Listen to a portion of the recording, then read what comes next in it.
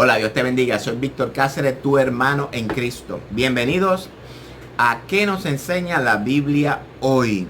Hoy en casi todo el mundo conmemoramos el Viernes Santo. Ese primer Viernes Santo de la historia donde Jesús, el Hijo de Dios, fue muerto, mas no por sí, dice la Biblia. Hoy quiero compartir con toda la audiencia de qué nos enseña la Biblia hoy. Y en este compartir me gustaría que contempláramos el misterio más importante de la vida de Cristo. Lo que pasó aquella tarde, ese primer Jueves Santo, donde luego de compartir con sus discípulos la cena de la Pascua, dice la Biblia que Jesús salió a orar al Monte de los Olivos. Quiero compartir hoy el texto que se encuentra en Mateo 26, 36, 46. Luego fue Jesús con sus discípulos a un lugar llamado Getsemaní y les dijo: siéntense aquí mientras voy más allá a orar.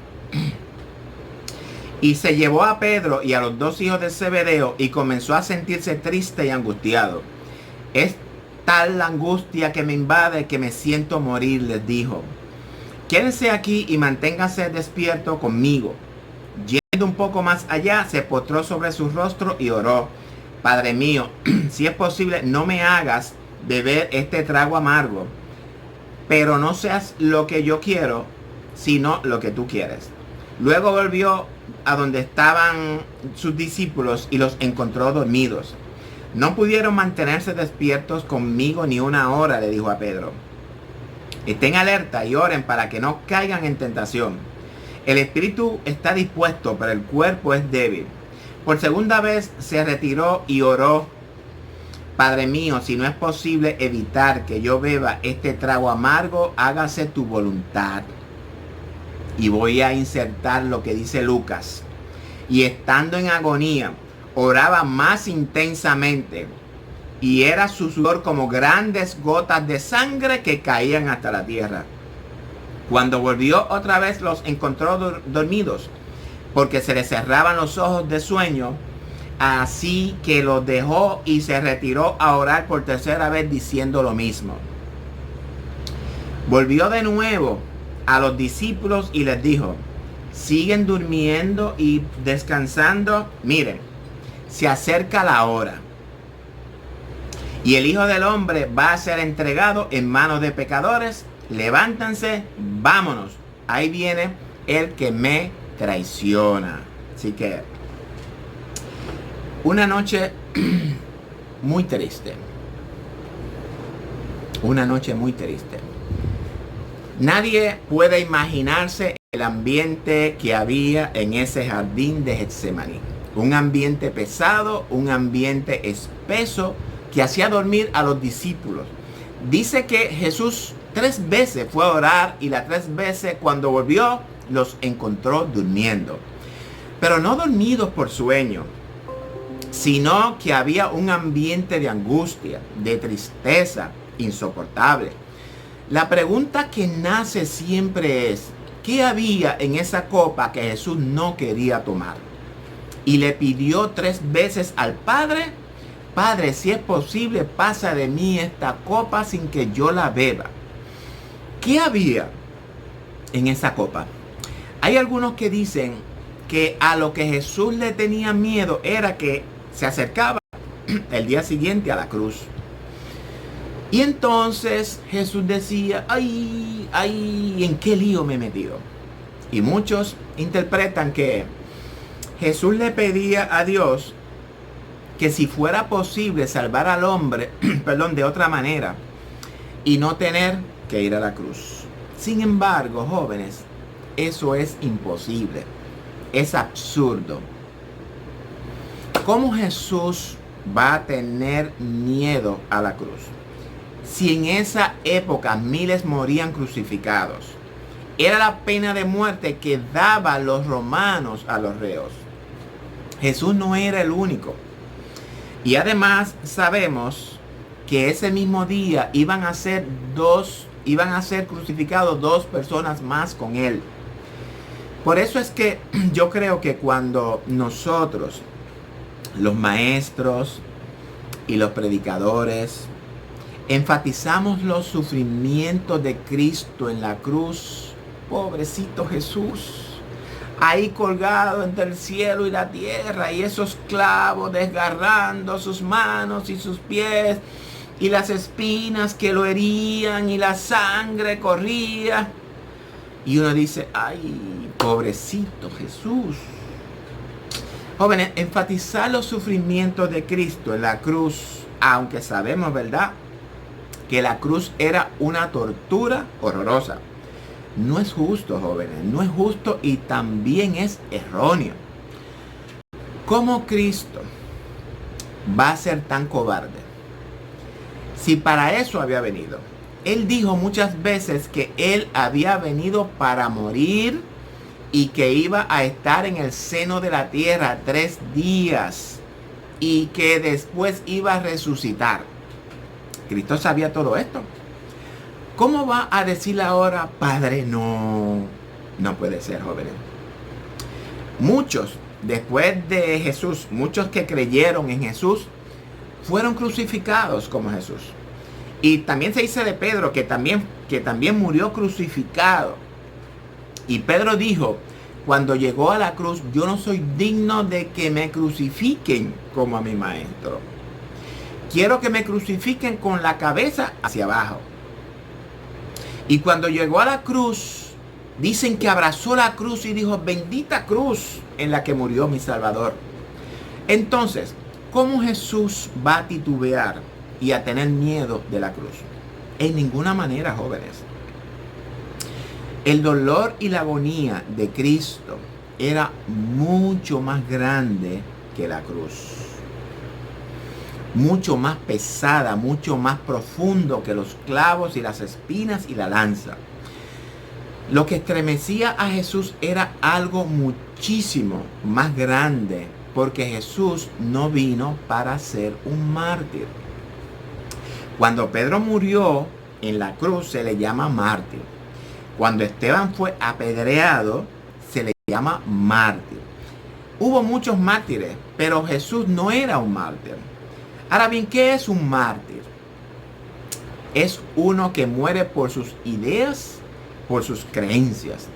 Pero Jesús no era un mártir. Jesús era un salvador. La muerte de Jesús iba a ser diferente a lo de los mártires. ¿Qué quiero decir con eso? Jesús vino a tomar nuestra culpa. Vino a sustituirnos en la cruz. Jesús vino a cargarse de nuestras iniquidades y pecados. Ahora bien, un mártir no se cargaba con pecados. Un mártir no venía a salvar al mundo. Jesús vino a salvar al mundo. Por eso es que es muy diferente la muerte de Jesús que la muerte de los mártires. Bueno, ese Jueves Santo estaba ya predeterminado en el tiempo de Dios, que esa noche era el momento en que a Jesús se le tenía que transferir todos los pecados, las inmundicias, perversidades, los crímenes, toda la maldad, la amargura, la enfermedad de todas las razas del mundo, de todos los tiempos. Todo eso tenía que transferírsele a Jesús. Lo que había en esa copa eran todas las maldades, la culpa, los pecados de todas las razas, desde Adán y Eva hasta que se acabe la historia de los tiempos. Todo eso estaba en esa copa. Y la gente pregunta, ¿por qué Jesús no quería tomar la copa? Era una copa amarga, jóvenes. Espesa, negra, era una peste. Y Jesús, el santo, el puro, el hijo de María, que nació sin pecado, que vivió sin pecado, el que era santo, puro, inmaculado, tenía que beber esa copa y se estremecía, temblaba ante esa podredumbre que había en esa copa. Por eso es que dice, Padre, la cruz sí, pero no podría yo morir en la cruz sin tener que tomar esta copa. sin tener que tomar esta podredumbre nauseabunda, inmunda. No se puede. El padre dijo, no, hijo, tienes que tomarla. Y otra vez dice, piénsalo de nuevo 3 veces. Y cuando ya ve que no hay otra forma, entonces toma su copa en su mano, temblorosa, y comienza a tomarla. Tal es el horror y la angustia que su paz, su corazón comienza a palpitar fuertísimamente, jóvenes. Sus vasos capilares comienzan a romperse, algunos de ellos, y no puede contener la piel, la sangre que brota de adentro, y grandes gotas como de sangre caen de su rostro, y a punto está él de morir. Eso se llama agonía. El pasaje lo llama agonía.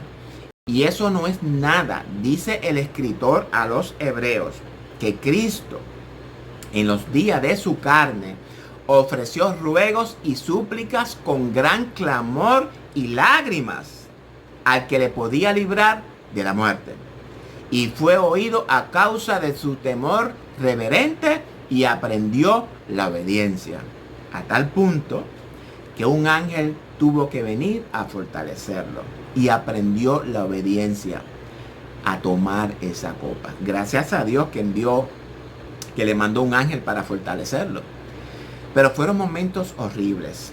Esto es lo que dice Pablo tan claro en 2 Corintios 5:21. Al que no conoció pecado, Dios lo hizo pecado por nosotros, para que nosotros fuésemos hechos justos delante de Dios en él. Es decir, que todos los pecados nuestros se le transfirieron a él, a Jesús. En esa copa estabas tú, en esa copa estaban tus faltas, las mías, tus pecados, tus inmundicias y las mías, nuestras iniquidades. Él cargó las iniquidades de todos nosotros, como dice Isaías, Él cargó el pecado de todos nosotros. Todos nosotros nos descarriamos como ovejas, cada cual se apartó por su camino, pero Jehová cargó en él el pecado de todos nosotros. Y esto es lo que pasó en Getsemaní esa noche. Esa transferencia horrenda y horrible, porque Jesús no era un mártir.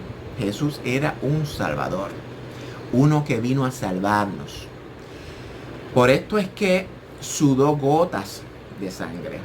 Dios le imputó a Jesús, le puso en su cuenta toda nuestra maldad, para luego imputarnos a nosotros toda su justicia. Es decir, lo que nosotros éramos se lo pasó a Jesús, para que lo que Jesús era se nos pase a nosotros. Por eso es que somos justificados. Eso se llama imputación. Imputar es poner en la cuenta de alguien toda nuestra deuda. Y toda nuestra deuda se puso a la cuenta de Jesús. Y toda su santidad, su justicia y su amor, todo se puso en nuestra cuenta. Hubo una transferencia. Por eso es que Jesús se llama el Salvador del mundo. Es uno que salva. Los sufrimientos físicos de la cruz no era lo más grave para Jesús. No. Lo más grave era identificarse con nuestra naturaleza pecaminosa, con nuestra maldad y con sus consecuencias. No era ni siquiera la muerte física a la que él le tenía miedo, porque Cristo no vino a salvarnos de una muerte física. Cristo vino a salvarnos de una muerte espiritual, que a la misma vez nos trae de nuevo a la vida física. La muerte física es cuando usted muere y va a la tumba. Lo entierran y a esperar por la resurrección de los muertos. Dice Juan 6:44, ninguno puede venir a mí si el Padre que me envió no le trajere, y yo le resucitaré en el día postrero. Y esto es una teología 100% bíblica. Yo sé que hay algunos hermanos que no armonizan con esta teología. La palabra muerte en la Biblia se usa como muerte del cuerpo y como muerte eterna, para los que mueren sin salvación. Pero para los que mueren con salvación significa dormir. Dormimos y despertamos el día en que Cristo venga a buscarnos. Pero para aclarar esto, voy a traer un estudio de la resurrección. Sin embargo, la palabra muerte también en la Biblia significa separación. ¿Recuerda qué le dijo Dios a Adán el día que comiera de ese fruto? Ciertamente morirás. ¿Se acuerdan de eso? ¿Y no murió? ¿Cómo que no murió? Sí que murió. Murió espiritualmente porque se separó de Dios. Eso es la muerte espiritual. ¿Se acuerdan del hijo pródigo cuando se fue? ¿Qué dijo el padre? Mi hijo ha muerto. ¿Y cuando volvió? ¿Qué dijo? Mi hijo que estaba muerto ha vuelto a vivir. Por tanto, los que estamos en Cristo ya no le tenemos miedo a la muerte física, porque cuando durmamos, Cristo nos va a resucitar en un cuerpo nuevo y va a tener un cuerpo glorioso, jovencito, lindo, más elegante, más delgadito, y eso se ve bien, ¿verdad? Bueno, por eso es que Dios le dijo a Adán y a Eva que iban a morir, y no murieron físicamente, pero murieron espiritualmente. Porque uno piensa en la muerte como el fin, pero era una muerte espiritual, una separación de Dios. No obstante, esa muerte espiritual te lleva a la muerte física al final. La muerte física es cuando mueres y el cuerpo va al cementerio. Pero la muerte física se resuelve con un cuerpo nuevo. Ahora bien, la muerte espiritual es separación de Dios. Pero ¿cómo se resuelve eso entonces? Con el nuevo nacimiento. ¿Qué es el nuevo nacimiento? El nuevo nacimiento es cuando tú te reconcilias con Dios. Si muerte espiritual es separarse de Dios, y cuando nos reconciliamos con Dios, nacemos de nuevo, entonces esa reconciliación nos une nuevamente a Dios. Ahora nos reconciliamos con Dios cuando confesamos nuestros pecados, nos arrepentimos de nuestra vida mundana y le pedimos perdón a Dios. Él nos hace nacer de nuevo por medio de su Espíritu Santo. Entonces, ¿qué hacía Jesús en el Getsemaní? Ese perdón es el que Jesús estaba gestionando en el huerto de Getsemaní. Esa transferencia de nuestra culpa a Él para perdonarnos. Jesús estaba dispuesto a ir a la cruz por nosotros, porque Él es un Salvador. Entonces, voy a repetir que la tortura de la cruz, aunque horrible y angustiosa, no era lo que hizo temblar a Jesús. Él no le tenía miedo a la muerte física. El temor era a la muerte espiritual. ¿Qué es la muerte espiritual? ¿Separarse de quién? Separarse del Padre. ¿Usted se imagina a Jesús separarse del Padre? Cuando Él vio eso, comenzó a temblar. ¿Usted se acuerda lo que Él dijo cuando estaba en la cruz? Dios mío, ¿por qué me has abandonado? Separación. Queridos hermanos, no trato de decir, o mejor, yo trato de decir lo mejor que puedo, pero no pretendo entender este misterio de cuál fue la agonía de Cristo en el Getsemaní. Es imposible. Jesús experimenta todo lo que toda la humanidad experimentaría hasta bajar al seno de la tierra, es decir, al sepulcro o al Hades o al Seol, como usted le quiera llamar.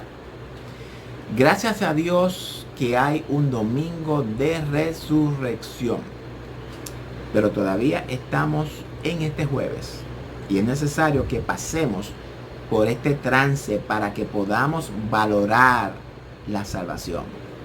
Dice el apóstol en el libro de los Hebreos que cuidado con tener en poco una salvación tan grande.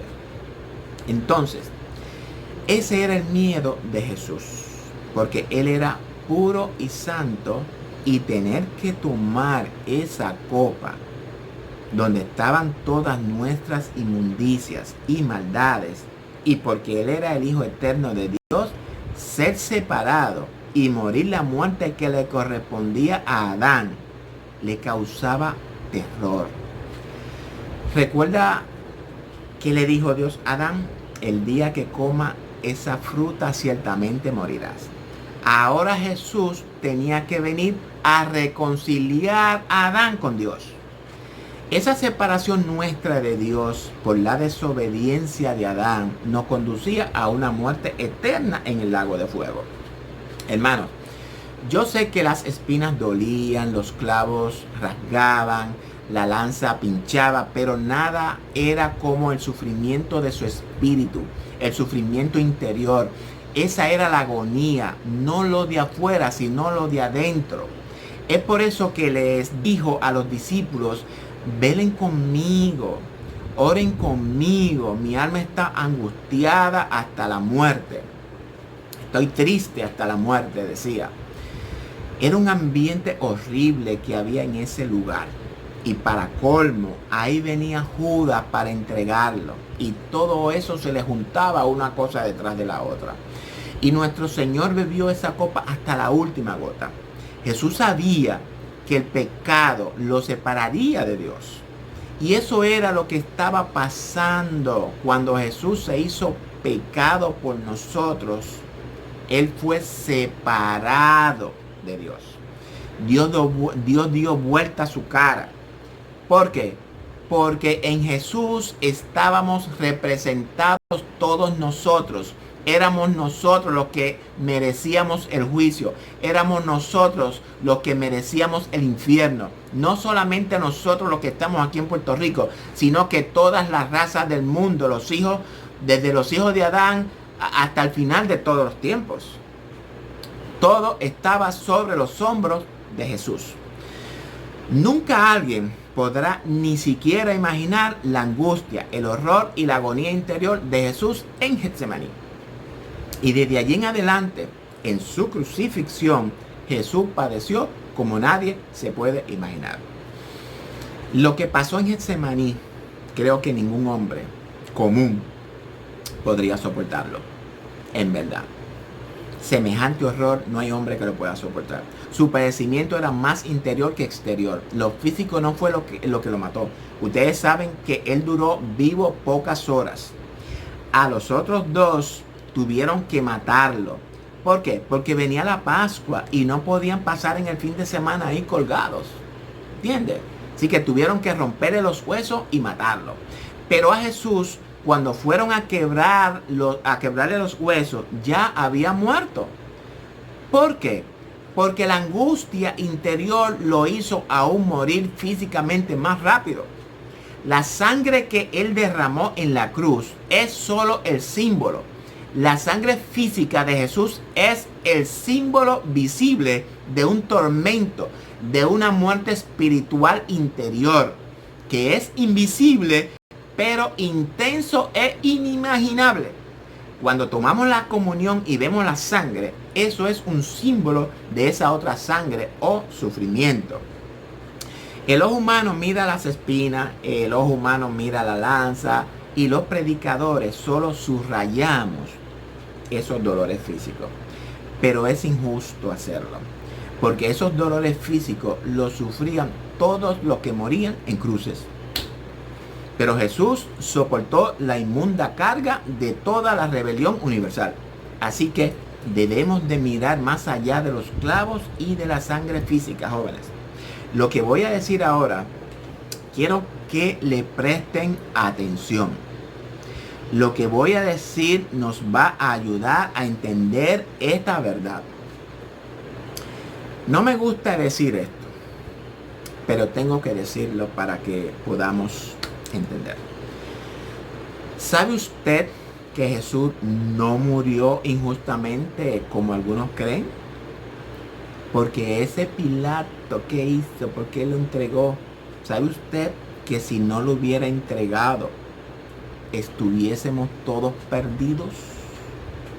Era un plan de Dios. A veces nos peleamos con Pilato, con Judas y con todo el mundo. Pero esos son instrumentos para que se cumpla lo que Dios ya había predispuesto. Entonces, no podemos estar especulando el por qué, porque el sumo sacerdote, que si Pilato, que si Herodes, que si Judas, que si Pedro, que si Talalín. Todo era para que se cumpliese la palabra de Dios. Jesús murió justamente porque cuando él se hizo pecado, él era digno de muerte. Estaba tomando nuestro lugar. Ahora, todo el pecado de la humanidad estaba en él y él tenía que ser crucificado. Jóvenes, esto es aún más profundo. Esa cruz, la que todos veneramos, es un símbolo para nosotros. Pero váyase a ver qué significaba en el reino espiritual. Esa crucifixión, la muerte espiritual, la muerte del de adentro, de ese que se hizo pecado por nosotros. Es decir, que cuando Él expiró o murió, la naturaleza no pudo soportar. Por eso es que hubo truenos, relámpagos y terremotos. Todo se estremeció porque el dolor era demasiado grande. Era su creador que estaba sufriendo. Los árboles se mueven, la tierra tiembla y se abre, los sepulcros se abren y también salen los muertos. ¿Qué pasa? Es que el creador del universo estaba tomando nuestro lugar y sufriendo por nosotros. Causa estupor pensar lo que le hicieron a Jesús después del Getsemaní, cuando lo besó Judas y lo entregó. Miren esto. Se lo llevan primero al sumo sacerdote. Después se lo llevan a Pilato. Y Pilato a Herodes, y de Herodes lo manda de vuelta atrás para donde Pilato, y toda esa noche fue una noche de burla de él. Le ponen una capa porque él decía que era rey. Le ponen una corona también porque decía que era rey, pero no una corona de espinas. Le dan un palo como cetro y se burlan. Se les arrodillan delante, lo escupen. Pero es una paradoja, jóvenes. ¿De qué se burlaba esa gente alrededor de él? ¿A quién le pegaban? ¿A quién estaban escupiendo? ¿A Jesús? No. A ellos mismos que estaban en Jesús. Ya Jesús no era el santo de Dios. Ya Jesús había tomado la copa. Todo lo que se le hacía a él es una paradoja, pero es verdad. Se burlaban, le pegaban y maltrataban. ¿Y crucificaron a quién? ¿A Jesús? No. Porque si en Jesús estaban personificados, incorporados, la rebelde raza humana, entonces ellos estaban juzgando sus mismas maldades y se estaban juzgando a sí mismos en Jesús. En realidad estaban ejecutando la justicia divina, estaban castigando a la entera humanidad en Jesús. Si aún estos pecadores, estos pecadores que también estaban matando a Jesús, Jesús los perdona y los sabe que lo estaban matando. Ese es el misterio de la gracia divina. Por eso Jesús no abrió su boca. ¿Por qué no abrió su boca? Bueno, ¿por qué no se defendió? Sencillo. Porque él decía, lo que me están haciendo está bien, me lo merezco. Tengo en mí el pecado de toda la humanidad. Él sabía lo que estaba pasando. Él había sido hecho pecado. Él estaba en él. En lugar de pecador. Él estaba en el lugar del pecador y tenía que padecer hasta pagar la última gota de nuestra maldad. Jesús estaba siendo juzgado en nuestro lugar. Nosotros éramos los que merecíamos ese castigo, pero Dios cargó en él el pecado de todos nosotros. Y por fin lo clavan, lo crucifican. Lo crucifican en la cruz. Pero ¿a quién clavan en la cruz? ¿Sabe lo que Pablo dice? Con Cristo estoy juntamente crucificado. ¿A quién están crucificando? Dice Pablo también, hemos sido unidos, injertados a Él en la semejanza de su muerte, sabiendo que nuestro viejo hombre fue crucificado con Él. ¿A quién estaban crucificando entonces? A nosotros, a ti y a mí. Si uno murió por todo, dice Pablo, todos murieron. ¿A quién realmente estaban crucificando en Jesús? A nosotros. Por eso es que nosotros los evangélicos, cuando tenemos una cruz, siempre es una cruz vacía. ¿Por qué? Porque cada uno debe de mirar la cruz y verse uno mismo clavado en ella. Con Cristo estoy juntamente crucificado. Ahora bien, esto es lo que hace a Cristo diferente a un mártir. Cristo no es un mártir. Cristo es un Salvador. Por eso, cuando miramos la cruz de Jesús, nos podemos mirar clavados allí. Nuestro viejo hombre y nuestra vieja mujer también fue clavado en la cruz del Calvario. Cuando mire una cruz, póngase cada uno en esa cruz, porque Cristo es el Salvador. Y esto es muy lógico lo que estoy diciendo, porque Jesús necesitaba morir por sus propios pecados. No. ¿Tenía Jesús pecados? No. ¿Tenía que pagar deuda a Dios? No, Jesús no tenía ninguna deuda. ¿Necesitaba salvación Jesús? Tampoco. ¿Necesitaba nacer de nuevo? No. Nosotros éramos los que necesitábamos todo eso. Pero Él había tomado nuestro lugar, nuestro sitio. Éramos nosotros los culpables, éramos nosotros los pecadores. Él estaba ocupando nuestro lugar. Para Dios, y escuchen esto bien lo que voy a decir, para Dios en ese momento, el que estaba colgado en esa cruz, éramos tú y yo. Porque en el Getsemaní, Él hizo el traspaso, la transferencia. De ahí en adelante, Dios miraba y nos veía a nosotros clavados en esa cruz. Eso es uno que salva, un Salvador. Por eso es que Él no abrió su boca. Nos estaban crucificando a nosotros. Si Jesús hubiera muerto injustamente, sería un mártir.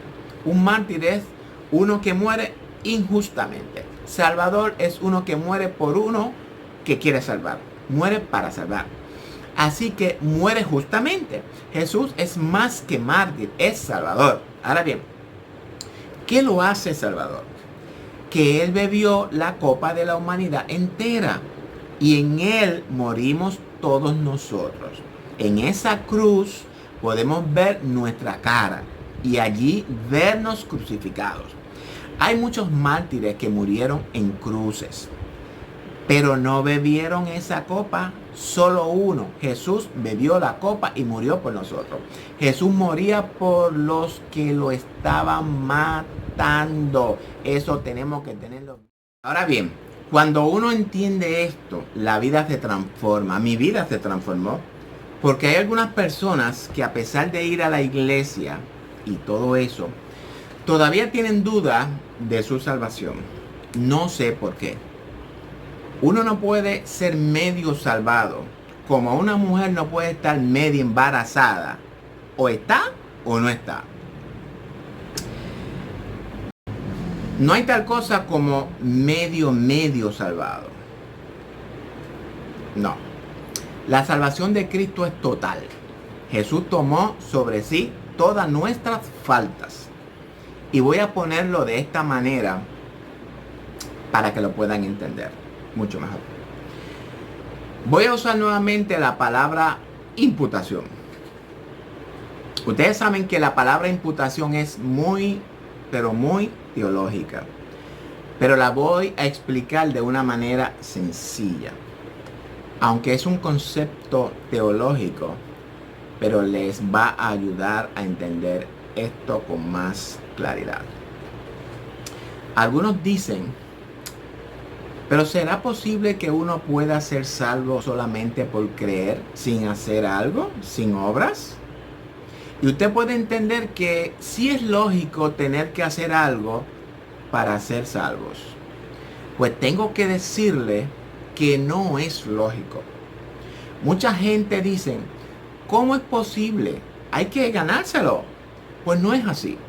Te voy a demostrar que es lógico que la salvación sea sin causa alguna en nosotros. Te lo voy a demostrar de esta manera. Todos nosotros hemos nacido pecadores, o mejor dicho, con la tendencia a pecar, porque heredamos la naturaleza pecaminosa de Adán. Yo no tengo la culpa de haber nacido con la naturaleza pecaminosa. La culpa es de Adán. Y esto está bien claro en Romanos capítulo 5. Cuando usted pueda, léalo. Romanos dice que por uno el pecado entró a todos los seres humanos. Así que yo, sin culpa en mí, me convierto en un pecador. No por lo que hice, porque antes de nacer ya soy considerado pecador. Voy a tomar el ejemplo de los niños. ¿Quién les enseña a los niños a portarse mal y a ser desobedientes? ¿Hay acaso una escuela que se llama escuela de desobediencia? No. ¿Y de dónde aprenden los chicos a desobedecer? La desobediencia la traemos adentro. Ya nacemos así con la naturaleza pecaminosa. Los niños lo primero que aprenden a decir es no. Nunca usted va a ver a un niño diciendo sí, mami, por supuesto, lo que tú mandes, lo que tú digas. A los niños no hay que mandarlos a ninguna escuela de desobediencia. Al contrario, las escuelas, los pastores, los maestros, los padres y los abuelos, todos estamos luchando para que obedezcan. ¿De dónde sale esa desobediencia entonces? Es que nacimos así, sin causa en nosotros, ya hemos nacido pecadores. Por eso es que es lógico que sin causa en nosotros también seamos justificados. Espero que estemos claros. Es lógico que sin causa en mí yo pueda ser eterna y completamente salvo por la gracia de Dios. Porque por la culpa de uno, Adán, soy un pecador. Pero gracias a otro, a Jesús, Él me ha justificado. Aleluya. En otras palabras, esa palabra difícil, imputación, el pecado de Adán, lo que él hizo, se nos imputó a todos nosotros. Lo pusieron en nuestra cuenta.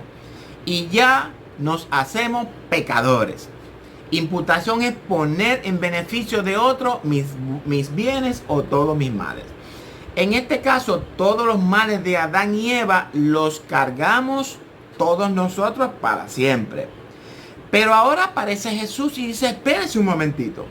Así como por el pecado de uno, ese pecado pasó a todos los seres humanos. Ahora, por la obediencia de uno, Jesús viene. Y Dios le imputa a Jesús todos nuestros pecados. Esto es una cuestión de imputación. Primero se nos imputa a nosotros lo que hizo Adán. Ahora los nuestros se le carga a Jesús. Y la tercera imputación, y esta le va a encantar. La justicia de Jesús se nos imputa a nosotros. De modo que si alguno está en Cristo, nueva criatura es. Las cosas viejas pasaron, todas son hechas nuevas. Y todo esto es de Dios. Ahora pues, ninguna condenación hay para los que están en Cristo Jesús. No dice para los que se portan bien, sino para los que están en Cristo Jesús. Ahora bien, lo del portarse bien es una cosa que viene después. Esto debemos de entenderlo.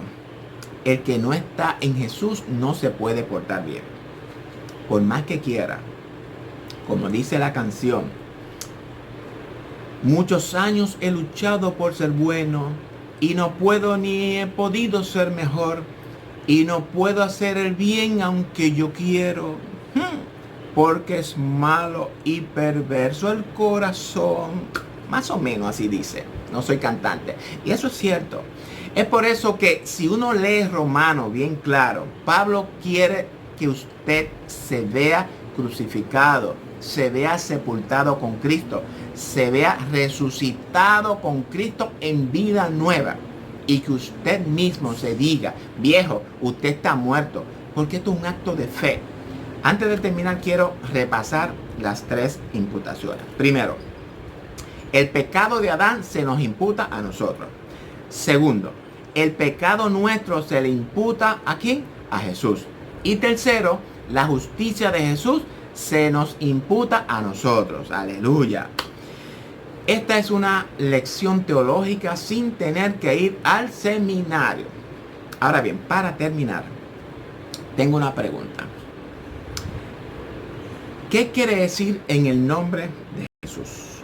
Miren, cuando yo enfrento a Satanás, si yo tuviera mi propia justicia y mi propia santidad, yo vendría a Satanás en mi poder y en mi nombre.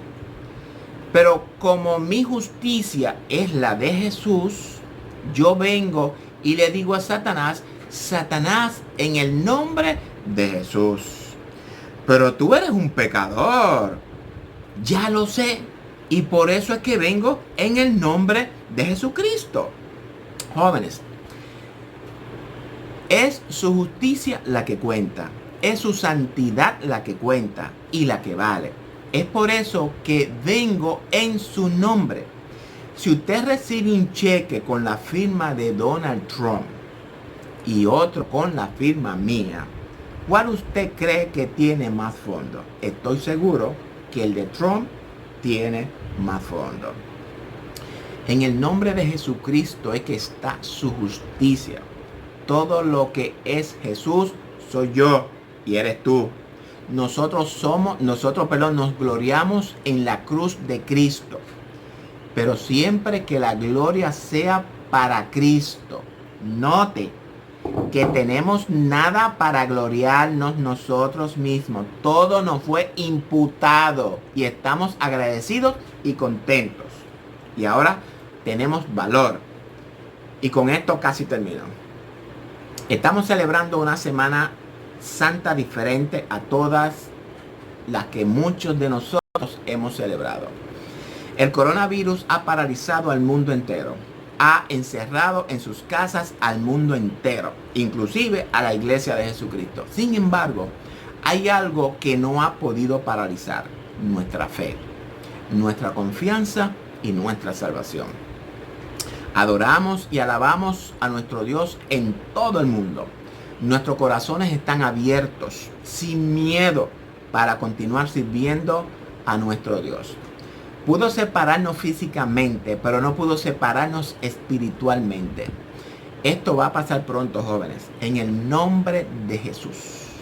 Dice la palabra de Dios que donde hay más de 2 reunidos, unánimes, en su nombre y con un propósito, Él contesta nuestra petición. Queremos que este cese antes del 30 de abril. Hagamos de la iglesia un solo cuerpo y estoy seguro que el Señor tendrá misericordia de nosotros. El mensaje de hoy es para que entendamos la agonía de Cristo, lo que pasó entre ese Jueves Santo y el Viernes Santo, para que hoy más que nunca recapacitemos y apreciemos lo que Cristo hizo en la cruz por nosotros. Nunca sabremos cuánto costó ver nuestras maldades en esa cruz. Con esto el apóstol Pablo nos dice que no descuidemos una salvación tan grande, jóvenes. Con esto termino. Hablando de imputación, ¿quién le imputó a Adán el pecado? Y a Cristo, ¿a quién se lo va a imputar? Porque definitivamente ese pecado no pertenece a Cristo. ¿A quién, cómo y cuándo? Eso lo sabrán próximamente en este mismo programa que nos enseña la Biblia hoy. Dios le bendiga mucho y Dios bendiga al pueblo de Dios.